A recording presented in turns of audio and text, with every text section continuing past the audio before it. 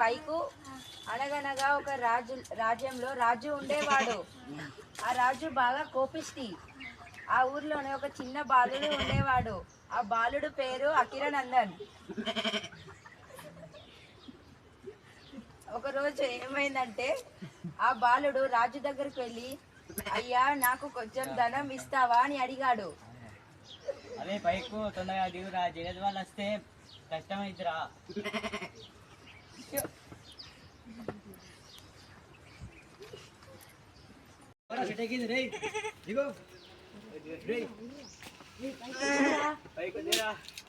చెట్లు కొడుతున్నావేంట్రా?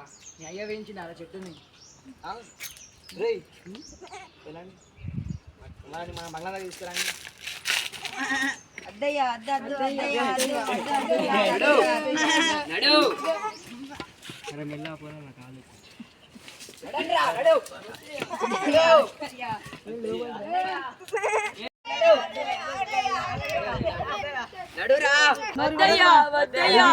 అడవిలో ఒక్క కూడా తెంపొద్దన్నారా? ఈ పిల్లలు అన్ని ఆకులు తెంపుతున్నారు.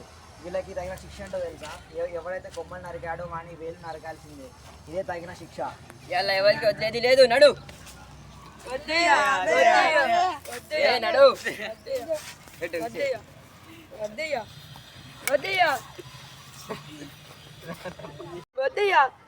అమ్మా. అయ్యో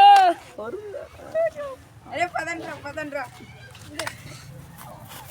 పైకు లేరా? పైకు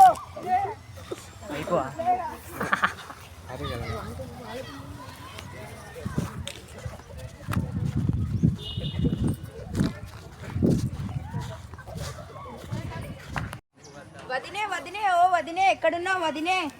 ఏంటి భీమ్? ఈ గాలి నీరు మనమైనప్పుడు ఈ భూమి అడవి మనవెందుకు కావు? వాళ్ళవెట్లా అవుతాయి? ఈ ప్రశ్నలు మనోళ్ళందరికి వస్తే బాగుండు. వెళ్ళి మీ నాయనని అడుగు. మేము అన్నం తినేవురా. ఆకలి వేయట్లేదు వదినే. ఎందుకు భీమ్? పైకు వెళ్ళు, ఆ జంగత్ వాళ్ళు నరికేసారు కదా, ఆ బాధతోని నాకు ఆకలి వేయట్లేదు వదినే. బాధపడకు భీమ్, అడవుల్లో బతికే మనకు ఇదంతా మామూలే. అందరు జాగ్రత్తగా ఉండు. నేను వెళ్ళిపోతున్నా.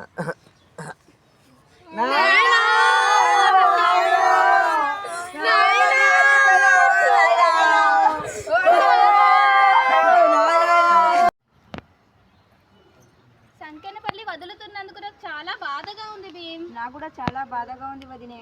మాకు కూడా చాలా బాధగా ఉంది. ఈ ఊరు వదిలి వెళ్ళాలని లేదు. అక్కడ ఎట్లా బతుకుతారో ఏమో. ఎంతైనా పుట్టి పెరిగిన ఊరు కదా.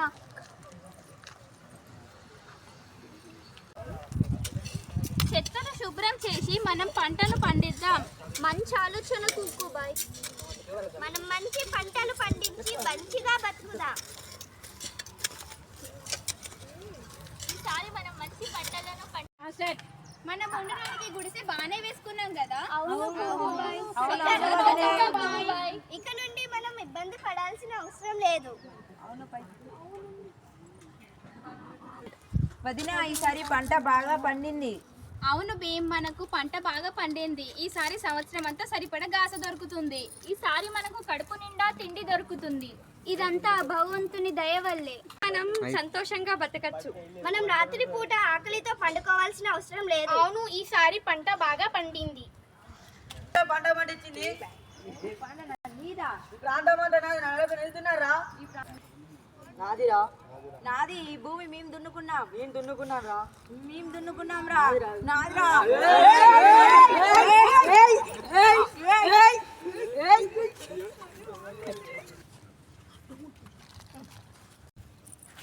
ఇక్కడ నుండి వెళ్ళిపో, పారిపో. ఎందుకు వదినా?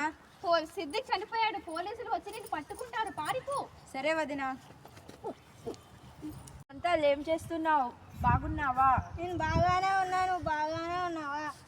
అక్కడ గొడవలు జరిగినాయిరా. సుర్దాపూర్లో నేను సిద్దిక్ని చంపేశా. వాడు మేము దున్నుకున్న భూమిని మాది అంటున్నాడు. అందుకే నేను అక్కడ పెద్ద గొడవ జరిగింది. మనం ఏం చేద్దాం? సరే భీమ్, ఎందుకు అంత బాధపడుతున్నావు? ఒక వకీల్ని కలవచ్చుగా. సరే మేమేం చేయాలి? మీరు వీలైతే సర్కారు నైజాంతో అడిగి చూడండి, ఒప్పుకుంటే మంచిది, లేకపోతే కొట్లాడి చూడండి. మీ పోలీసులు వీళ్ళు అవన్నీ మేము పట్టించుకోం. సరే సర్కారుకు చెప్పి చూస్తాం. ఏదన్నా సహాయం అవసరమైతే మీ దగ్గరకు మేము వస్తాము. సరే రండి. మనం ఇన్నేళ్ళు కష్టాలను ఎదుర్కొన్నాము. జంగ్లత్ వాళ్ళు మన ఇల్లులు తగలబెట్టిన, పంటలు పండించుకున్నాక లాగుకున్న, ఏళ్ళు నరికిన మనం ఇన్నేళ్ళు బాధతో ఉన్నాము. ఇక మీదట ఉండదు. పోలీసులు కేసులు పెట్టినా మనం బాధతో ఉన్నాము. ఇక మీదట పోరాడదామా చద్దామా? నిజాం వాళ్ళ చేతిలో చచ్చే కన్నా పోరాడి చద్దాం. ఆకలితో చచ్చే కన్నా పోరాడి చద్దాం. సరే మరి పోరాడదాం. విప్లవం వర్ధిల్లాలి, వర్ధిల్లాలి, వర్ధిల్లాలి, విప్లవం వర్ధిల్లాలి. వర్ధిల్లాలి, వర్ధిల్లాలి. కొమరం భీం నీకు ఎంత ధైర్యం రా? మా భూములు మేము దున్నుకుంటాం.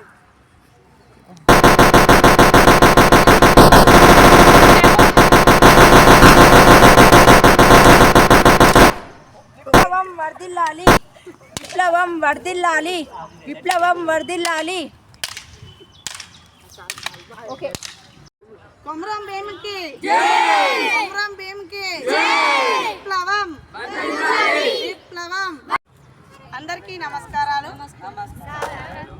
ఈ విధంగా వీరమరణం పొందిన కొమరం భీమ్ గారు అమరత్వాన్ని పొందాడు.